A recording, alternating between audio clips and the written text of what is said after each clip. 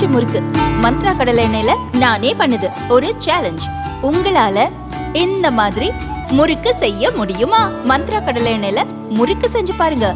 Okay.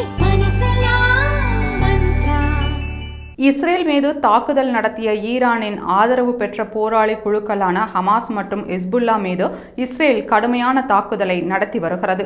இதற்கு பதிலடியாக Israel மீது ஈரான் கடந்த வாரம் நூற்றுக்கணக்கான ஏவுகணைகளை ஏவி தாக்குதல் நடத்தியது. இந்நிலையில் G7 கூட்டமைப்பிலும் ஐரோப்பாவிலும் முக்கியமான நாடாக உள்ள பிரான்ஸ் இஸ்ரேலின் தாக்குதலுக்கு தனது அதிருப்தியை தெரிவித்தது.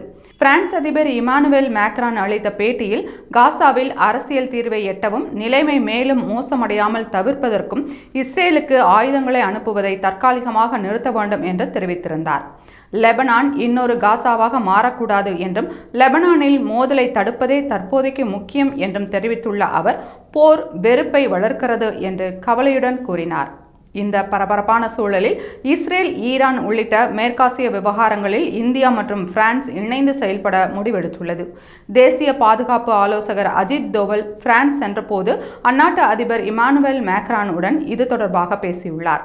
மத்திய கிழக்கில் இந்தியாவின் நிலைப்பாடு என்ன என்பதை அஜித் தோவல் தெளிவாக அவரிடம் தெரிவித்துள்ளார்.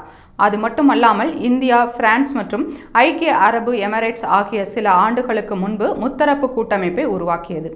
இதன் மூலம் மத்திய கிழக்கில் அமைதியை ஏற்படுத்த இந்தியா மற்றும் பிரான்ஸ் முடிவெடுத்துள்ளது.